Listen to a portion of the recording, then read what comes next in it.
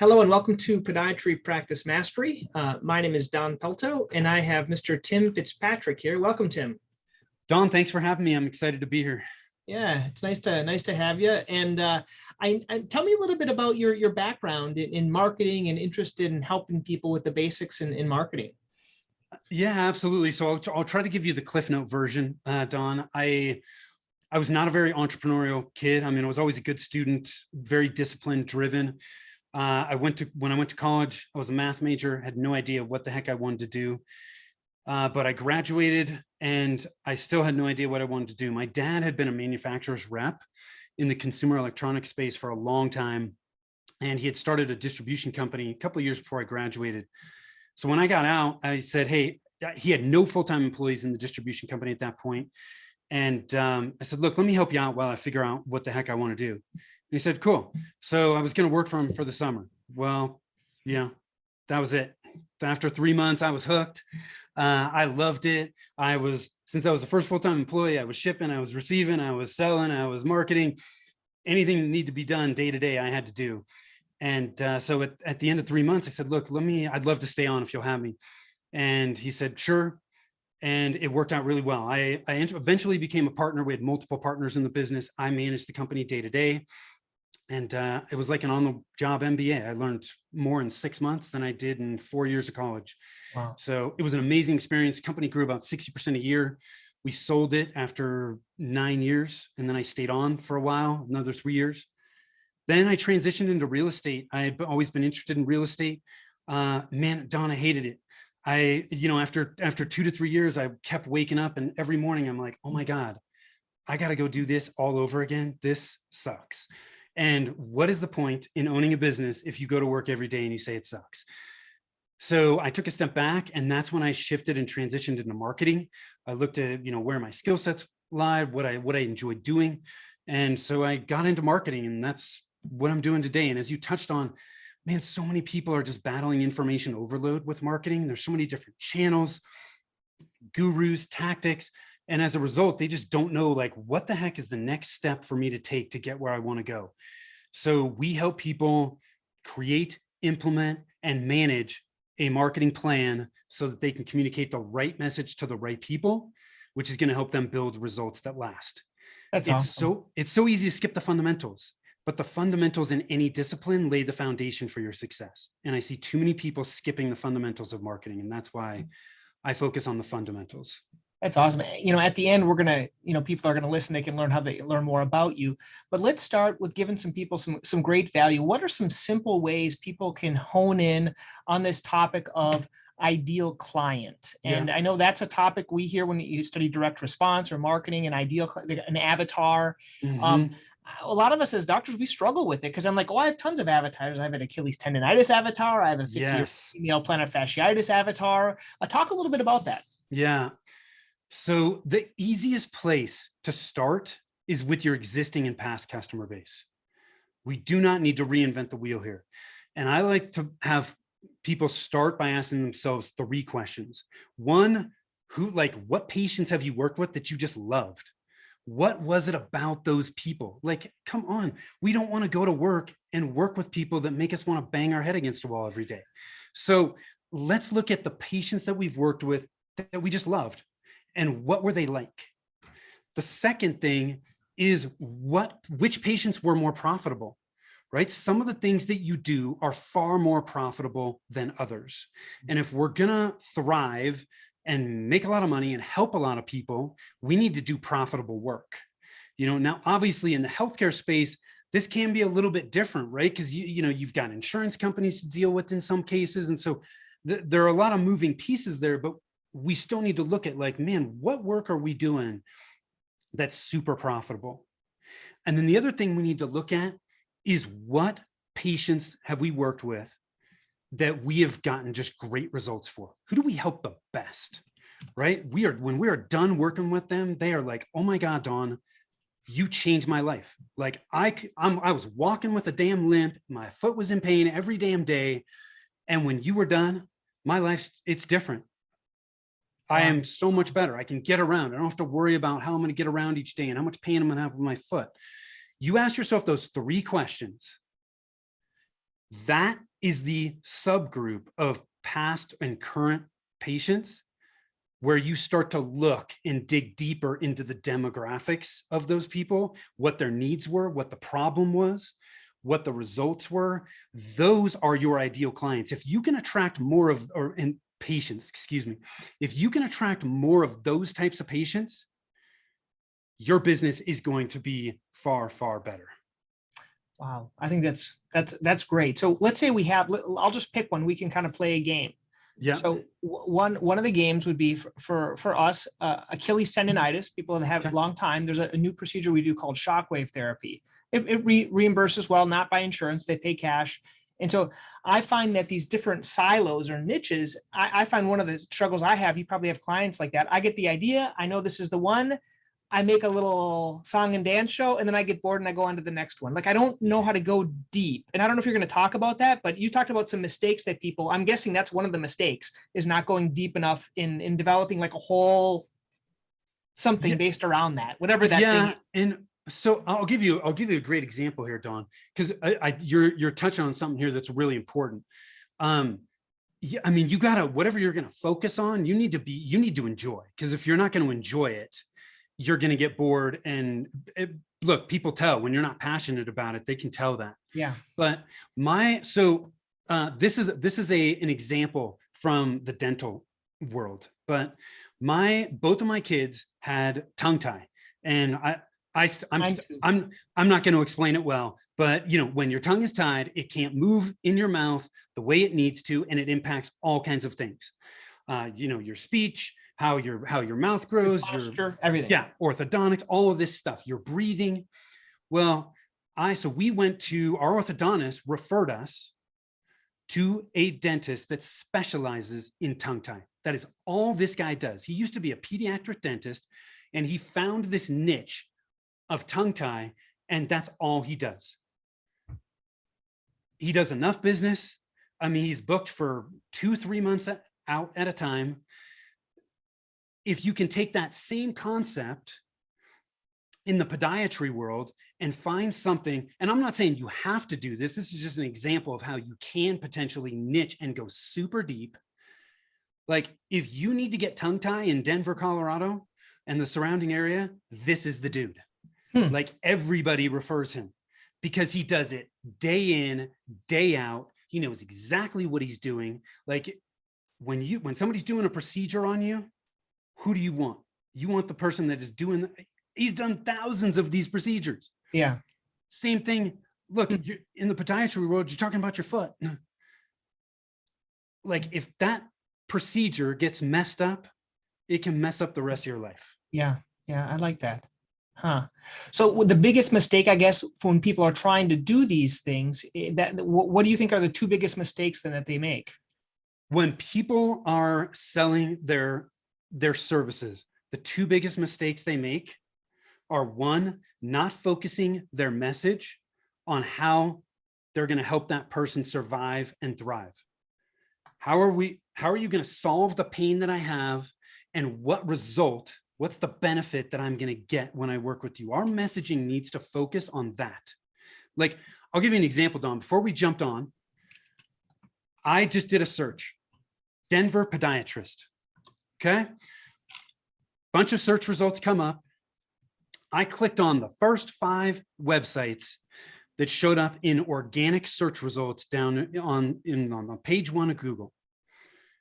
If I removed the logo from every single one of those websites, I couldn't tell you who the hell they were. They all said the same damn thing. So there's like no differentiation. How are you different than any other podiatrist that is out there? Why would I want to work with you? None of those websites talked about,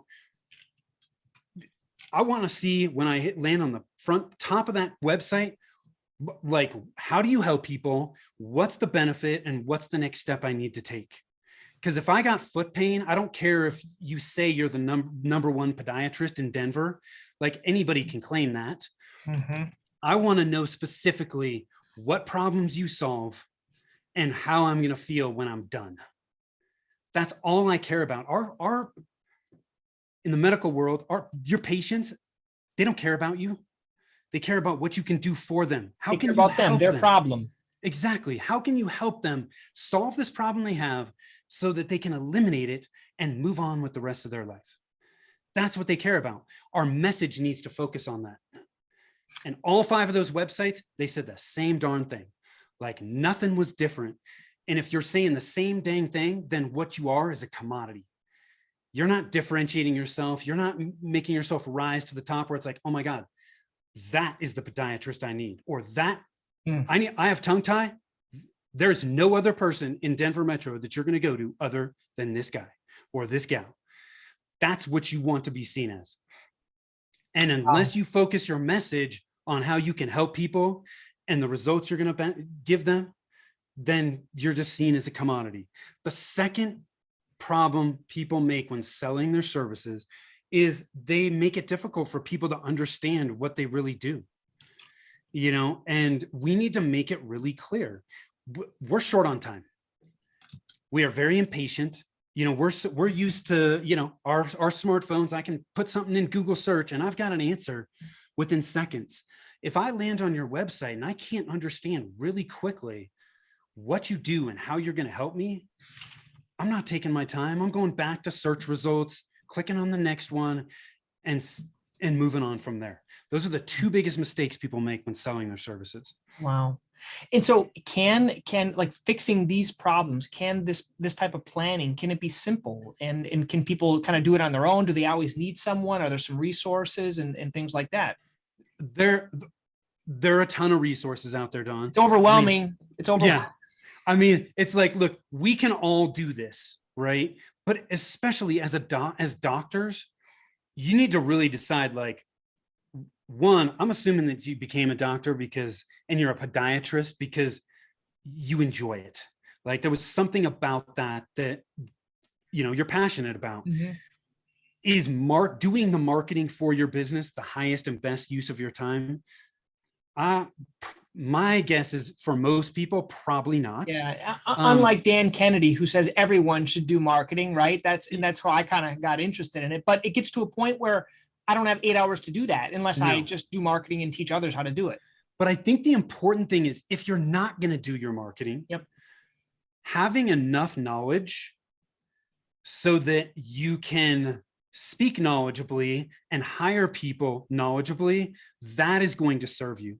But, you know, look, if you're not in marketing every day, if you're not in financial planning every day, you can't expect to be great at it. Correct. Or real estate or whatever. Exactly. Yeah. Whatever the discipline is, you cannot expect to be great at it.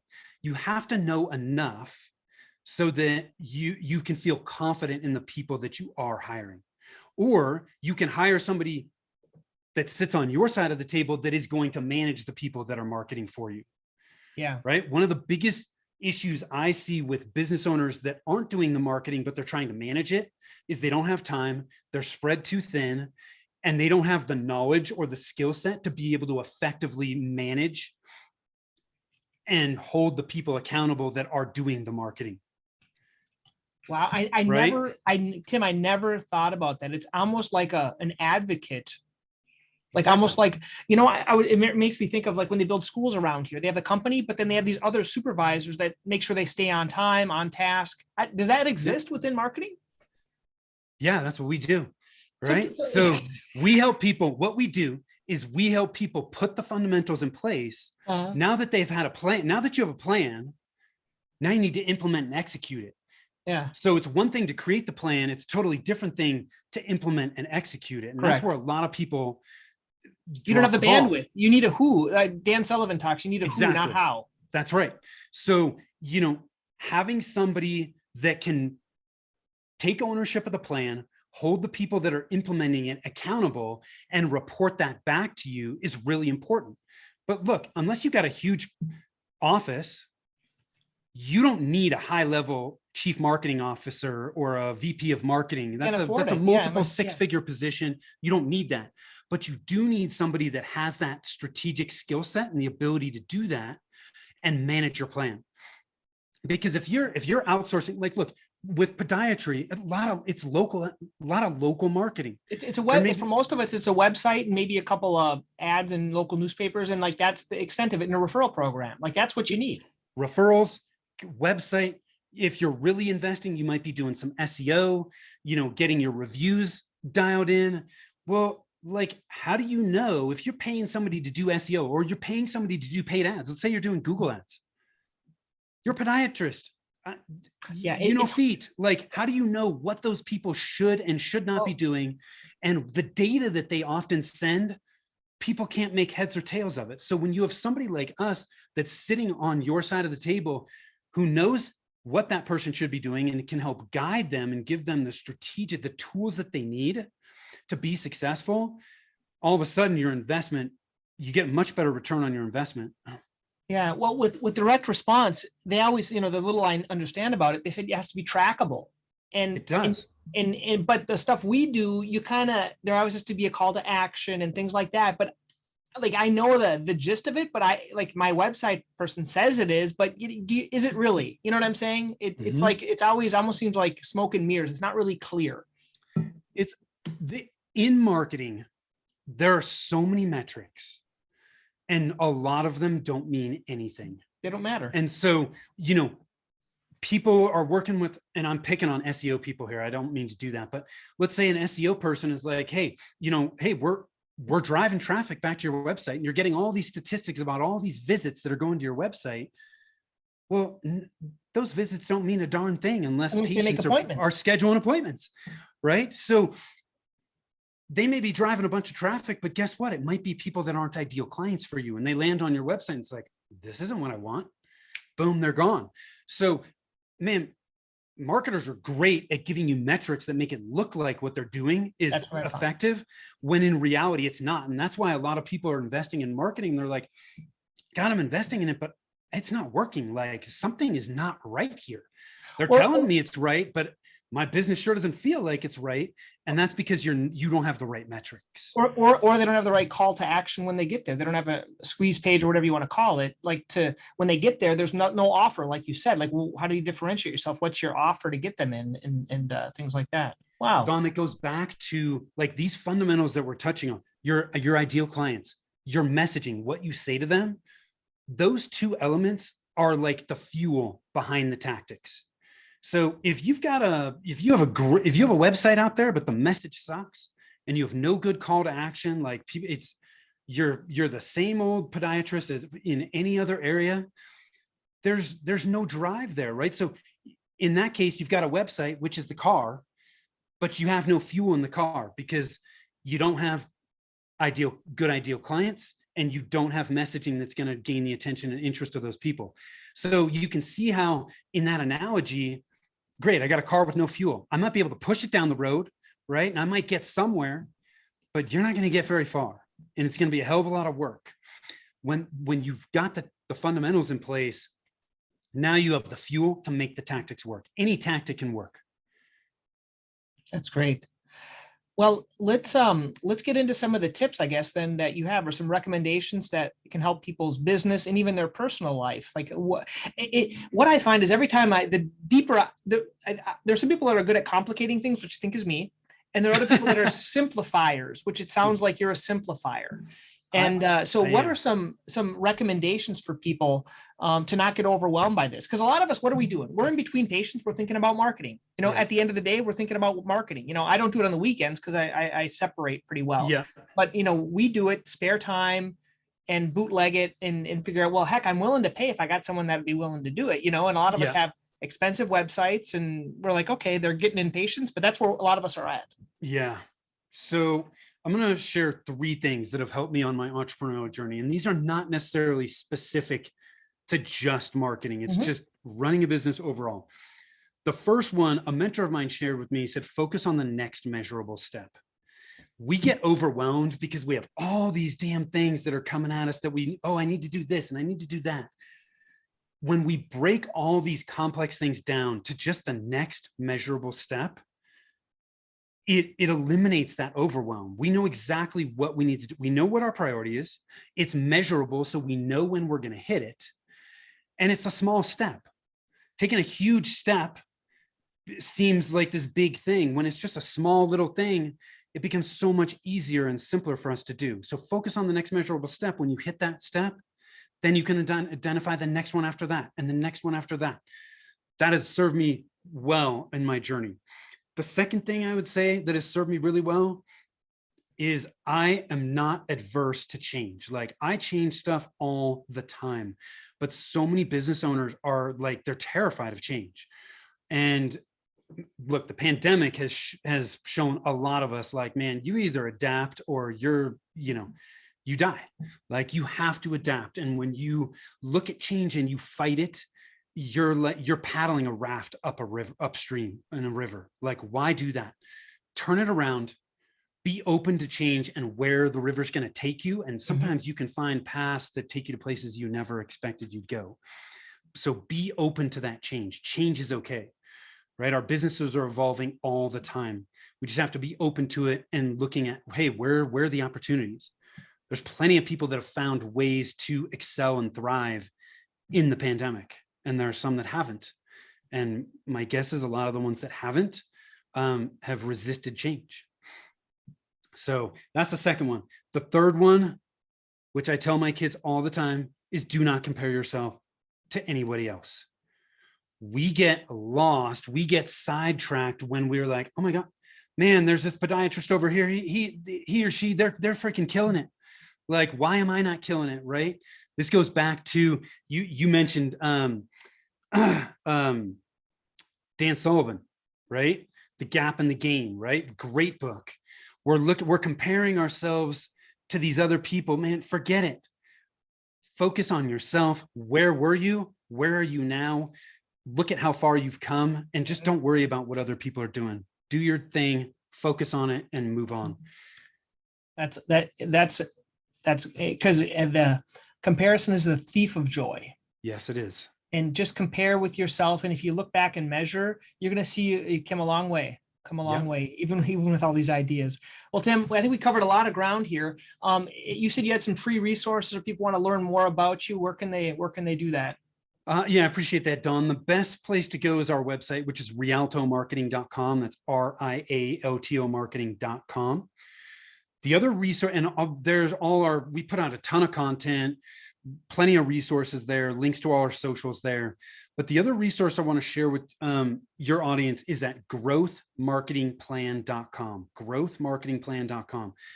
At that link, they will find our 90-day marketing plan kit, all the downloads, all the tools to help you put together an initial simple 90-day marketing plan. We look at marketing planning in 90-day sprints because it keeps things simple and it's agile. It's long enough to see results, and it's short enough where you can make course corrections and just wash, rinse, and repeat. The 90-day marketing plan template we use there, there's a video walkthrough, there's some sample templates, all that stuff is there. So if they go there, they can take advantage of that. It's totally free. And yeah, so I hope all your podiatrist audience find some value in what we talked about, because marketing, it doesn't have to be difficult. Yeah, well, I appreciate you explaining this. I'm going to put some links here underneath the episode here on YouTube and also in the podcast. And thank you so much for your time, Tim. We learned a lot here, and I appreciate the going back and forth. Yep. Thank you, Don. Take care.